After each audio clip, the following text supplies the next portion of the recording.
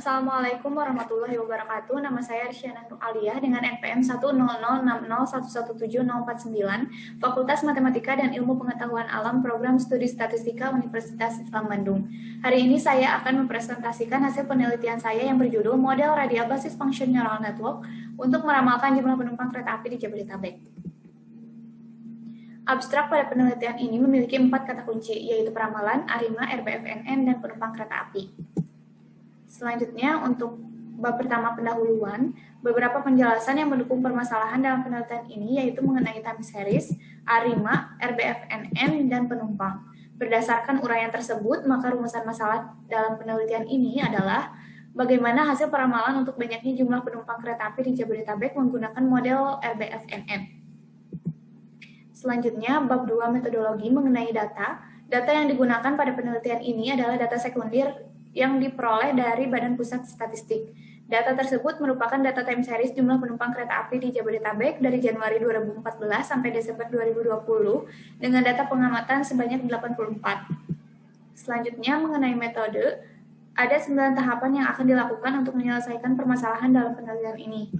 Yang pertama, data dinormalisasi menjadi skala 0 sampai 1 dengan persamaan rumus berikut. Yang kedua, menentukan banyaknya lapisan input menggunakan plot PACF terhadap seluruh pengamatan dengan melihat lag yang signifikan. Yang ketiga, data dibagi menjadi 2 dengan komposisinya yaitu 80% untuk data training dan 20% untuk data testing. Yang keempat, menentukan lapisan tersembunyi menggunakan metode trial and error terhadap 2-10 klaster menggunakan K-means. Yang selanjutnya dilakukan perhitungan nilai MSE dengan rumus berikut. Yang kelima, menghitung nilai aktivasi menggunakan persamaan fungsi Gaussian sebagai berikut. Selanjutnya, hasil dari perhitungan fungsi Gaussian disajikan ke dalam matriks Gaussian. Matriks Gaussian digunakan untuk menghitung nilai bobot dan bobot bias dengan rumus berikut. Selanjutnya, menghitung nilai output jaringan dengan menggunakan persamaan rumus berikut. Dan terakhir, menentukan tingkat akurasi peramalan menggunakan nilai MAPE dengan rumus perhitungan berikut.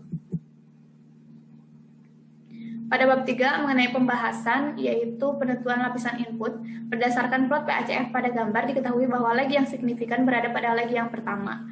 Maka dari itu banyaknya neuron pada lapisan input adalah 1. Penentuan lapisan tersembunyi. Menentukan banyaknya neuron pada lapisan tersembunyi dilakukan dengan cara trial and error terhadap 2-10 klaster. Proses clustering dilakukan dengan metode K-mean cluster. Dan ini adalah hasil perhitungan nilai pusat dan simpangan baku terhadap 3 klaster. Selanjutnya nilai MSE 2-10 klaster. Model terbaik ini dilihat dari nilai MSE training terkecil dengan mempertimbangkan nilai MSE testing terkecil. Nah, dipilihlah model 131 dengan demikian banyaknya neuron pada lapisan tersembunyi sebanyak 3. Menghitung nilai aktivasi digunakan persamaan fungsi Gaussian dan berikut adalah cara perhitungannya. Selanjutnya, perhitungan tersebut disajikan ke dalam matriks. Dan dalam penelitian ini akan didapat matriks Gaussian berordo 66 kali 3. Matriks Gaussian yang diperoleh pada perhitungan fungsi Gaussian akan ditambahkan satu kolom bernilai 1 sebagai bobot bias. Maka dari itu akan menjadi matriks Gaussian berordo 66 kali 4. Dan untuk menghitung nilai bobot dan bobot bias, berikut adalah hasil perhitungannya yang menghasilkan 4 nilai bobot. Selanjutnya, tingkat akurasi peramalan dihitung dengan menggunakan nilai MAPE. Berdasarkan hasil perhitungan diperoleh nilai MAPE sebesar 41,77%. Model tersebut termasuk ke dalam kriteria cukup baik untuk digunakan dalam peramalan. Terakhir, yaitu menghitung nilai output. Karena nilai fungsi aktivasi untuk 3 klaster belum diketahui, maka dari itu dilakukan perhitungan fungsi aktivasi untuk klaster 1, 2, dan 3 sebagai berikut.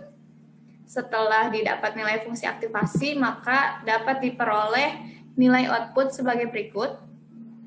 Tetapi Nilai output ini masih berupa hasil peramalan yang skala datanya masih di antara 0 sampai 1. Selanjutnya hasil ramalan tersebut didenormalisasi ke data asli. Berikut perhitungannya yang menghasilkan ramalan untuk bulan Januari sebesar 14.237.000 orang.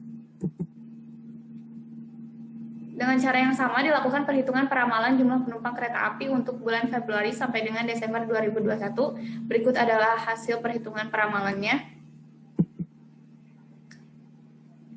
Dari pembahasan tersebut ada 5 poin yang dapat disimpulkan.